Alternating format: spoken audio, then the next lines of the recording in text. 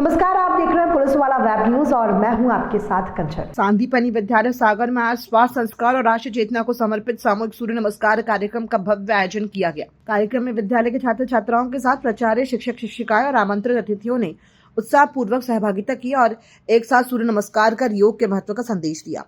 इस अवसर पर विद्यालय के प्राचार्य कमल मरावी ने विद्यार्थियों को संबोधित करते हुए स्वामी विवेकानंद के विचारों और सूर्य नमस्कार के शारीरिक, मानसिक और आत्मिक लाभों पर विस्तार से प्रकाश डाला। उन्होंने कहा कि सूर्य नमस्कार न केवल शरीर को स्वस्थ रखता है बल्कि अनुशासन, एकाग्रता और आत्मबल भी विकसित करता है, जो विद्यार्थियों के सर्वांगीण विकास के लिए अत्यंत आवश्यक है। कार्यक्रम में विशेष अतिथि के रूप में उपस्थित सामाजिक कार्यकर्ता संतोष साहू ने स्वामी विवेकानंद के जीवन, उनके आदर्शों और युवाओं के दिए गए संदेशों को सरल शब्दों में बच्चों तक पहुंचाया। उन्होंने विद्यार्थियों से विवेकानंद के विचारों को अपने जीवन में अपनाने का आह्वान किया। पूरे वातावरण में अनुशासन, ऊर्जा और सकारात्मकता देखने को मिली। कार्यक्रम के माध्यम से विद्यार्थियों में योग, भारतीय संस्कृति और स्वस्थ जीवन शैली के प्रति जागरूकता का संदेश दिया। प्रत्येक विद्यालय स्तर पर सूर्य नमस्कार की योजना बनाई है और उस योजना के तहत भी ये कार्यक्रम आज हो रहा है। सूर्य नमस्कार एक बहुत बड़ी शक्ति है। जैसा बोला गया है कि आदित्यस्य नमस्कारान् ये कुर्वन्ति दिने दिने आयुर्प्रज्ञा बलम वीरम तेजस तेषांच जायते। जो लगातार सूर्य नमस्कार करता है उसकी आयु बढ़ती है, उसकी बुद्धि बढ़ती है, उसका मस्तिष्क तेज होता है। सभी प्रकार का कौशल सूर्य नमस्कार में है। अगर उसको हम योजना से विधिवत लगातार करेंगे तो उसके फायदे हमको मिलेंगे। इसलिए सूर्य नमस्कार की योजना विद्यालय स्तर पर बनाई गई ताकि विद्यार्थियों की बौद्धिक क्षमता का विकास हो। बहुत सारे विद्यार्थी जो मंद बुद्धि होते हैं, जिनकी याददाश्त कमजोर होती है, बीच में एक भ्रमरी प्राणायाम करवाया गया।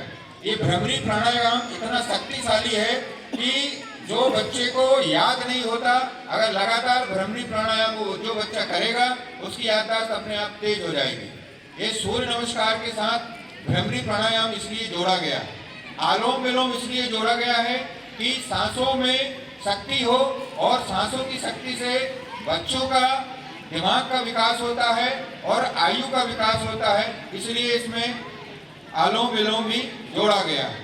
लगातार ऐसे कार्यक्रम विद्यालय स्तर पर होते रहते हैं ताकि विद्यालयों का, बच्चों का विकास हो सके।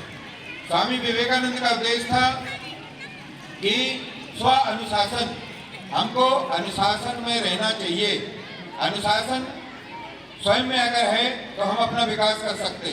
जिस प्रकार शराब अधिक मात्रा में पी ली जाती है तो वो शरीर को नुकसानदायक होती है, और मोबाइल भी अगर जरूरत से ज़्यादा चलाया जाता है तो वो भी शरीर के लिए नुकसानदायक होता है। हमको कितना क्या काम करना चाहिए ये हमारे विवेक के ऊपर निर्धारित होता है और स्व अनुशासन बहुत जरूरी है। विवेकानंद का जीवन बहुत ही महत्वपूर्ण है और हम महापुरुषों की जीवनी इसलिए बनाते हैं कि उनके जीवन से प्रेरणा ले सकें, उनके जीवन का हम अनुसरण कर सकें। कि एक 25 वर्ष की आयु में एक विद्यार्थी विदेश में जाकर अपने राष्ट्र का, धर्म का व्याख्यान करता है और लगातार बोल करके दूसरे देश के जो वक्ताओं को भी अपने ओर आकर्षित कर लेता है। मतलब उम्र मायने नहीं रखती है। अगर व्यक्ति ठान ले कुछ करने के लिए तो कम उम्र में ही पूरे देश में, विदेश में भी अपनी छाप छोड़ सकते हैं। ऐसा स्वामी विवेकानंद का जीवन था और हमको उनके जीवन से कुछ सीखना चाहिए। अंत में स्वामी विवेकानंद ने रामकृष्ण मठ की स्थापना की कोलकाता में। जो रामकृष्ण मठ है वो आज पूरे देश में अपना सेवा कार्य चला रहा है और सेवा कार्य के माध्यम से बहुत बड़े बड़े काम हो रहे हैं। और ऐसा सेवा कार्य जिसमें कोई कमजोर लोग नहीं रहते। रामकृष्ण सेवा आश्रम में जो मठाधीश होते हैं, जो सेवा आश्रम के सेवादार होते हैं, वो बहुत ही कुशल, पढ़े लिखे इंजीनियर और आईएएस स्तर के लोग रहते हैं जो रामकृष्ण आश्रमों में आज सेवा दे रहे हैं। तो सेवा का उद्देश्य था स्वामी विवेकानंद का, नर सेवा ही नारायण सेवा है और हम उनके विचारों को लेकर समाज में निरंतर काम करें। जिस उद्देश्य से हमको काम दिया गया है, ईमानदारी से हम अगर अपना काम कर रहे हैं तो वही सबसे बड़ी सेवा है। और अगर हम अपने काम में बेईमानी कर रहे हैं तो हमको ये स्वामी विवेकानंद की जयंती मनाने का कोई उद्देश्य नहीं। हमको जो काम दिया गया है उसको हमारा सर्वोपरि होना चाहिए। जिस उद्देश्य से हम आगे चल रहे हैं उसमें हमारा ध्यान होना चाहिए। धन्यवाद। वंदे मातरम। जय भारत। ने सभी ने एक कहा है, उसको मैं फिर से दोहराना चाहता हूँ। शायद कुछ बच्चे क्या है भूल जाते हैं, स्वामी विवेकानंद जी का जन्म 12 जनवरी को आज ही के दिन 1863 को कोलकाता में हुआ था। ये महान संत थे, महान विचारक थे और महान समाज सुधारक थे। इनका जो मूल नाम था, वास्तविक नाम था बचपन का, वो नरेंद्र था और नरेंद्र नाथ दत्त इनका पूरा नाम था, मूल नाम। और ये जब स्वामी रामकृष्ण परमहंस से मिले तो इनको एक चमत्कार हुआ। ये भगवान की तलाश में यहाँ वहाँ घूमते रहे और इनसे एक वार्तालाप हुई। नरेंद्र नाथ दत्त जी बोले कि आप क्या भगवान को दिखा सकते हैं?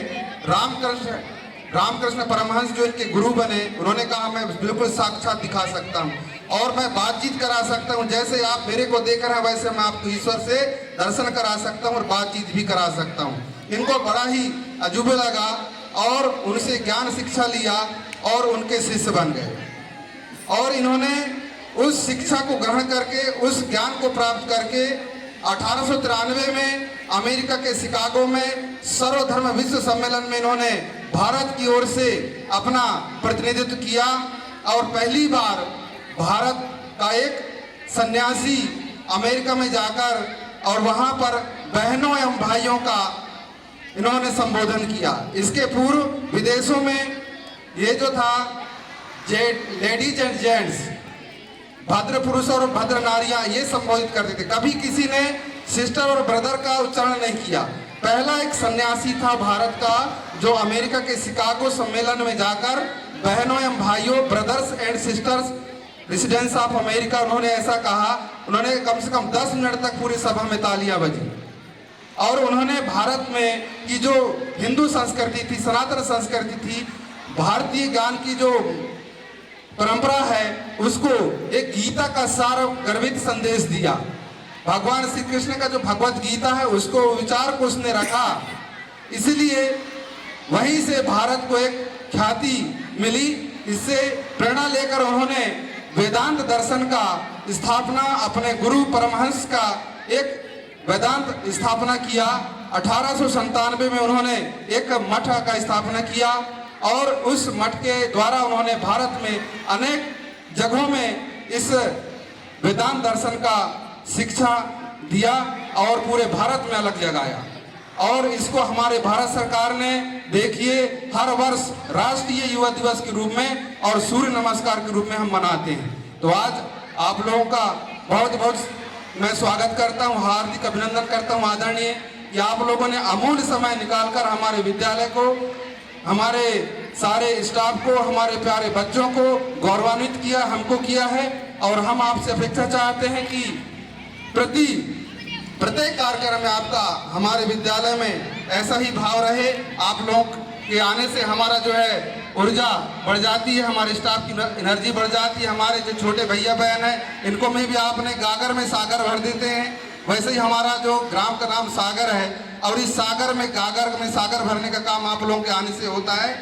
और हम आगे मैं बोलना चाहता हूँ कि ये स्वामी विवेकानंद जी का जो है दुखद निधन 4 जुलाई 1902 को में हुआ था।